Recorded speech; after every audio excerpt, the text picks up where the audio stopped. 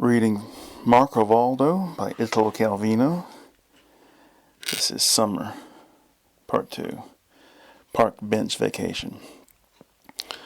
On his way to work each morning, Marcovaldo walked beneath the green foliage of a square with trees, a bit of public garden isolated in the junction of four streets. He raised his eyes among the boughs of the horse chestnuts, where they were at their thickest and allowed yellow rays only to glint in the shade transparent with sap. And he listened to the racket of the sparrows, tone-deaf, invisible on the branches.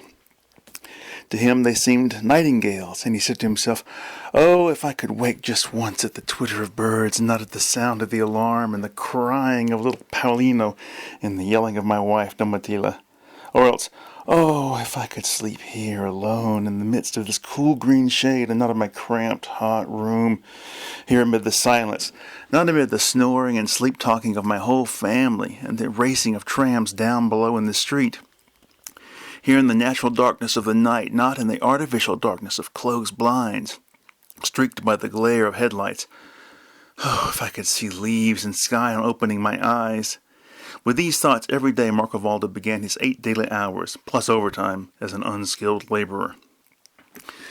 In one corner of the square, under a dome of horse chestnuts, there was a remote, half-hidden bench, and Marcovaldo had picked it as his own. On those summer nights in the room where 5 of them slept, when he couldn't get to sleep, he would dream of the bench as a vagabond dreams of a bed in a palace. One night, quietly, while his wife snored and the children kicked in their sleep, he got out of bed, dressed, tucked his pillow under his arm, left the house, and went to the square. There it was cool, peaceful. He was already savoring the contact of those planks, whose wood he knew was soft and cozy, preferable in every respect to the flattened mattress of his bed. He would look for a moment at the stars, then close his eyes in a sleep that would compensate him for all the insults of the day. Cool and peace he found, but not the empty bench. A couple of lovers were sitting there, looking into each other's eyes. Discreetly, Marcovaldo withdrew. "It's late," he thought. "They surely won't spend the whole night outdoors. They'll come to an end of their billing and cooing." But the two were not billing or cooing. They were quarreling. And when lovers start to quarrel, there's no telling how long it will go on. He was saying, "Why don't you admit that when you said that what you said, you knew you were going to hurt me and not make me happy the way you were pretending you thought?" Marcovaldo realized it was going to last quite a while. "No, I will not admit it," she answered, as Marcovaldo had already expected. "Why won't you admit it?" "I'll never admit it." "Damn," Marcovaldo thought. His pillow clutched under his arm. He went for a stroll. He went and looked at the moon, which was full, big, above trees and roofs. He came back towards the bench, giving it a fairly wide berth out of the fear of disturbing them, but actually hoping to irritate them a little and persuade them to go away. But they were too caught up in the argument to notice him. "You admit it, then?" "No, I don't admit it in the least." "But what if you did admit it? Even if I did admit something, I wouldn't admit what you want me to admit." Marcovaldo went back to look at the moon. Then he went to look at a traffic light a bit farther on. The light flashed yellow, yellow, yellow, constantly blinking on and off. Marcovaldo compared the moon with the traffic light. The moon with her mysterious pallor, also yellow, but also green in its depths, and even blue, the traffic light with its common little yellow. And the moon all calm, casting her light without haste, streaked now and then by fine wisps of clouds, which she majestically allowed to fall around her shoulders. And the traffic light meanwhile always there, on and off, throbbing with a false vitality, but actually weary and enslaved. He went back to see if the girl had admitted anything. Not in your life, no admission from her. In fact, she wasn't now the one who had refused to admit. He was. The situation had changed completely, and it was she who kept saying to him, "Then you admit it?" And he kept saying no. A half hour went by like this. In the end, he admitted, or she did anyway. Marcovaldo saw them get up and walk off hand in hand. He ran to the bench, flung himself on it. But meanwhile, in his waiting, he had lost some of his propensity to feel the sweetness he had been expecting to find there. And his bed at home, as he now remembered, it wasn't as hard as it had been. But these were minor points. His determination to enjoy the night in the open air remained firm. He stuck his face in the pillow and prepared for sleep, the kind of sleep to which he had long become unaccustomed. Now he found the most comfortable position. He wouldn't have shifted a fraction of an inch for anything in the world. Too bad, though, that when he lay like this, his gaze didn't fall on the prospect of trees and sky alone, so that in sleep his eyes would close on the view of absolute natural serenity. Before him, foreshortened, a tree was followed by the sword of a general from the height of his monument, then another tree, a notice board, a third tree, and then a bit farther that false flashing moon, the traffic light, still ticking off its yellow, yellow, yellow. It must be said that Marcovaldo's nervous system had been in such poor shape lately that even when he was dead tired, a trifle sufficed to keep him awake. He had only to think something was annoying him, and sleep was out of the question. And now he was annoyed by that traffic light blinking on and off. It was there in the distance, a yellow eye winking alone. It was nothing to bother about. But Marcovaldo must have been suffering from nervous exhaustion. He stared at that blinking and repeated to himself, "How I would sleep if that thing wasn't there. How I would sleep." He closed his eyes and seemed to feel under his eyelids that silly yellow blinking. He screwed his eyes shut and he could see dozens of traffic lights. He reopened his eyes and it was the same thing all over again. He got up. He had to put some screen between himself and the traffic light. He went as far as the general's monument and looked around. At the foot of the monument there was a laurel wreath, nice and thick, but now dry and coming apart, standing on props, with a broad faded ribbon, "The 15th Lancers, on the anniversary of the glorious victory." Marcovaldo climbed up on the pedestal, raised the wreath, and hung it on the general's saber. Tornaquinci, the night watchman, making his rounds, crossed the square on his bicycle. Marcovaldo hid behind the statue. Tornaquinci saw the shadow of the monument move on the ground. He stopped, filled with suspicion. He studied that wreath on the saber. He realized something was out of place, but didn't know quite what. He aimed the beam of his flashlight up there. He read, "The 15th Lancers on the anniversary of the glorious victory." He nodded approvingly and went away. To give him time to go off, Marcovaldo made another turn around the square. In a nearby street, a team of workmen was repairing a switch of the tram track. At night, in the deserted streets, those little groups of men huddling in the glow of the welding torches, their voices ringing, then dying immediately, have a secret look, as of people preparing things the inhabitants of the daytime must never know. Marcovaldo approached, stood looking at the flame, the workmen's movements with a somewhat embarrassed attention, his eyes growing smaller and smaller with sleepiness. He hunted for a cigarette in his pocket to keep himself awake, but he had no matches. "Who'll give me a light?" he asked the workman. "With this?" the man with the torch said, spraying a flurry of sparks. Another workman stood up, handed him a lighted cigarette. "Do you work nights too?" "No, I work days," Marcovaldo said. "Then what are you doing up at this time of night? We're about to quit." He went back to the bench.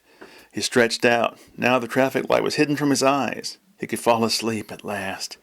He hadn't noticed the noise before. Now, that buzz like a grim inhaling breath and an endless scraping and also a scratching filled his ears completely. There is no sound more heart-rending than that of a welding torch, a kind of muffled scream. Without moving, huddled as he was on the bench, his face against the crumpled pillow, Marcovaldo could find no escape, and the noise continued to conjure up the scene illuminated by the gray flames scattering golden sparks all around. The men hunkered on the ground, smoked glass visors over their faces, the torch grasped in the hand shaken by rapid tremor, the halo of shadow around the tool cart at the tall, trellis-like apparatus that reached the wires. He opened his eyes, turned on the bench, looked at the stars among the boughs. The insensitive sparrows continued sleeping up there among the leaves.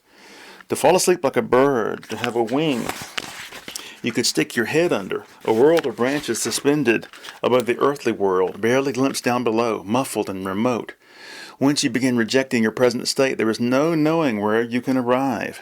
Now Marcovaldo, in order to sleep, needed something, but he himself didn't know quite what. At this point, not even a genuine silence would have been enough. He had to have a basis of sound, softer than silence, a faint wind passing through the thick undergrowth of a forest, a murmur of water bubbling up and disappearing in a meadow. He had an idea and he rose to his feet. It wasn't exactly an idea because half dazed by the sleepiness that filled him, he couldn't form any thought properly, but it was like a recollection that somewhere round there was something connected with the idea of water, with its loquacious and subdued flow. In fact, there was a fountain nearby, a distinguished work of sculpture and hydraulics, with nymphs, fauns, river gods who unlaced jets, cascades, a play of water, only it was dry. At night, in summer, since the aqueduct was functioning less, they turned it off. Marcovaldo wandered around for a little while like a sleepwalker. More by instinct than by reason, he knew that a tub must have a tap. A man who has a good eye can find what he's looking for, even with his eyes closed.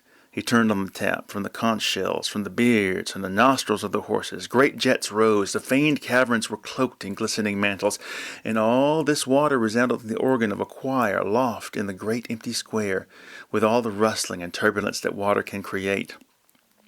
The night watchman, Tornaquinci, was coming along again on his coal-black bicycle, thrusting his tickets under doorways, when he suddenly saw the whole fountain explode before his eyes like a liquid firework. He nearly fell off his seat. Trying to open his eyes as little as possible to retain that shred of sleep he felt he had grasped, Marcovaldo ran and flung himself again on the bench. There. Now it was as if he lay on the bank of a stream with the woods above him. He slept. He dreamed of a dinner. The dish was covered as if to keep the pasta warm. He uncovered it, and there was a dead mouse which stank. He looked into his wife's plate. Another dead mouse, before his children, more mice, smaller but also rotting. He uncovered the tureen and found the cat, belly in the air, and the stink woke him. Not far away, there was the garbage truck that passes at night to empty the garbage cans. He could make out in the dim glow from the headlights the crane cackling and jerking, the shadows of men standing on the top of the mountain of refuse, their hands guiding the receptacle attached to the pulley, emptying it into the truck, pounding it with blows of their shovels, their voices grim and jerky like the movement of the crane. Higher! Let it go! To hell with you! With metallic clashes like opaque gongs, and then the engine picking up slowly, only to stop a bit farther on, as the maneuver began all over again. But by now Marcovaldo's sleep had reached the zone where sounds no longer arrived, and these, even so graceless and rasping, came as if muffled in a soft halo, perhaps because of the very consistency of the garbage packed into the trucks. It was the stink that kept him awake, the stink sharpened by an unbearable idea of stink, whereby even the sounds, those dampened and remote sounds, and the image outlined against the light of the truck with the crane didn't reach his mind as sound and sight, but only as stink. And Marcovaldo was delirious, vainly pursuing with his nostrils' imagination the fragrance of a rose arbor. The night watchman, Tornaquinci, felt sweat bathe his forehead as he glimpsed a human form running on all fours along a flower bed, then saw it angrily rip up some buttercups, then disappear. But he thought it must have been either a dog, the responsibility of dog catchers, or a hallucination, the responsibility of the alienist, or a werewolf, the responsibility of God knows who, but preferably not him, and he turned the corner. Meanwhile, having gone back to his sleeping place, Marcovaldo pressed the bedraggled clump of buttercups to his nose, trying to fill his sense of smell to the brim with their perfume, but he could press very little from those almost odorless flowers. Still, the fragrance of dew, of earth, and of trampled grass was already a great balm. He dispelled the obsession of garbage and slept. It was dawn. His waking was a sudden explosion of sun-filled sky above his head, a sun that virtually obliterated the leaves, then restored them gradually to his half-blinded sight. But Marcovaldo could not stay because a shiver had made him jump. The spatter of a hydrant, which the city gardeners used for watering the flower beds, made cold streams trickle down his clothes. And all around there were trams clamoring, trucks going to market, handcarts, pickups, workers on motorbikes rushing to factories, and the blinds being rolled up at house windows whose panes were glittering. His mouth and eyes sticky, his back stiff, and one hip bruised, bewildered, Marcovaldo rushed to work.